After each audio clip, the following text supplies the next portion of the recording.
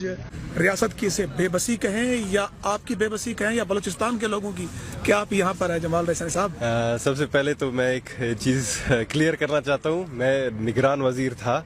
میں نے ریزائن کیا ہے اور آج ہم بلوچستان شہداء فورم کے پلیٹ فارم سے یہاں موجود ہوئے ہیں اور اگر آپ نظریں پھیریں تو سارے شہداء کے خاندان ہیں، شہداء کے لواحقین ہیں،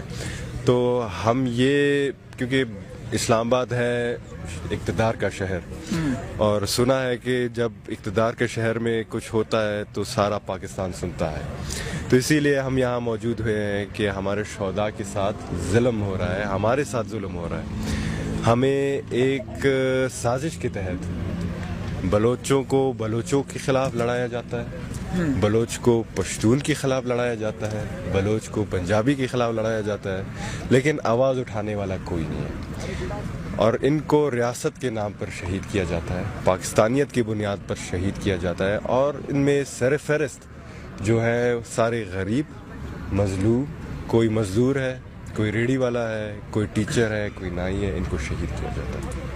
نہیں، اہم سوال یہ ہے کہ آپ ابھی کچھ دن پہلے تک وزیر تھے، وہاں پاور کوریڈورز میں بیٹھنے کے باوجود بھی آپ اس لاچارگی کا اظہار کیوں کر رہے ہیں؟ دیکھیں جی، جب بھی سے میں وزیر تھا 3-4 مہینے پہلے، میں نے ہر ٹائم اپنے شہداء کے لیے آواز بلند کی ہے۔ یہ جو شہادتوں کا سلسلہ ہے یہ آج سے تو شروع نہیں ہوا، کئی دہائیوں سے شروع ہے، لیکن ہم نے مجبوراً ایک سٹیپ شہداء فورم کے پلیٹ فارم سے اٹھایا، جو کہ ایک نان گورنمنٹل آرگنائزیشن ہے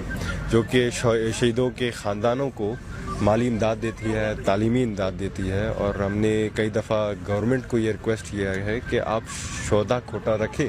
تاکہ وہ اپرچونٹیز ان کو دیں، تاکہ کیونکہ 2018 میں جب میرے والد صاحب پر دھماکہ ہوا تھا، کچھ ایسے بھی لوگ تھے، گھر تھے جس میں صرف خواتین رہ چکی تھیں، تو بلوچستان کی کچھ روایت ہیں کہ خواتین نکلتے نہیں ہیں، ان کا اپنے مسائل ہیں، تو ہم نے کہا کہ ڈور ٹو ڈور ان کو ہم یہ امداد پہنچائیں تاکہ ان کا جو گھر کا چولہا ہے وہ جل سکے،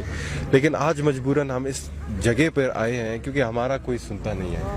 ہمیں کوئی مظلوم سمجھتا نہیں ہے، تو مجھے نہیں پتا کہ ہم یہ ایک دعا لے کر آئے ہیں کہ پورے پاکستان میں کہ شہید ہم ہو رہے ہیں، مظلوم بھی ہم بھی ہیں، ہمارے لیے بھی آپ آواز اٹھائیں تاکہ لوگوں کو یہ پتا چلے کہ کیا یہ بات سر درست ہے کہ آپ نے استعفیٰ جو ہے الیکشن لڑنے کے لیے دیا ہے؟ بالکل دیا ہے، میں ایک ایسے وقت میں کہ جس وقت آپ کو اپنی الیکشن کمپین میں ہونا چاہیے، آپ یہاں پر پریس کلب کے سامنے آ کر سراپا احتجاج ہو گئے، کمپین کون چلایا جائے گا اور اس کڑے وقت میں اس ٹائم کا انتخاب کیوں؟ دیکھیں جی، میں ان لوگوں میں سے نہیں ہوں کہ مجھے اقتدار کا شوق ہے، میں سیاست میں صرف اس لیے آیا تھا کہ میں اپنے شہیدوں کے لیے بول سکوں، کچھ کر سکوں، میں این اے کا کینڈیڈیٹ ہوں تاکہ جب پارلیمان میں آپ منتخب ہو کر آتے ہیں، آپ کچھ بولتے ہیں، پورا پاکستان آپ کو دیکھتا ہے، میرا صرف شوق یہ ہے کہ میں منتخب آؤں، مجھے اپنے الیکشن کیمپین کا پرواہ نہیں ہے، جیتنا ہارنا اللہ کے ہاتھ میں، مجھے صرف پرواہ ہے تو اپنے شہیدوں کے لیے، جو کہ آج آپ کے سامنے میں موجود ہوں، اپنے کیمپین چھوڑ کر میں یہاں ان کے ساتھ بیٹھا ہوں تاکہ ان کو یہ دکھاؤں کہ بھائی ایک جو رشتہ ہم اور آپ یہ لوگ جو شیئر کرتے ہیں وہ شہیدوں کا رشتہ ہے اور وہ رشتہ تا قیامت حیات رہے گی۔ اچھا، یہ بتائیے گا کہ اس وقت 2 بلوچ جو ہے دھرنے یہاں پہ موجود ہیں، ایک دھرنا آپ کے پیچھے ہے، ایک دھرنا آپ نے لگایا ہے، یہ 2 دھرنے ہیں، دونوں بلوچ کی آواز کا دعویٰ کرتے ہیں کہ ہم اصل میں بلوچوں کی آواز ہیں، آپ بعد میں آئے ہیں، وہ پہلے آئے ہیں، عوام کیا سمجھے کہ کون اصل میں بلوچوں کی آواز ہے، کون اصل مسائل کو اجاگر کر رہی ہے؟ دیکھیں جی، جیسے میں نے کہا کہ یہ ایک سازش ہوتا ہے نا، ایک سازش کے تحت ایک آگ کو لگایا جا رہا ہے بلوچستان میں، ایک سازش کے تحت نفرت کی بیج وہ دلوں میں، لوگوں کے ذہنوں میں وہ جنم لے رہی ہے،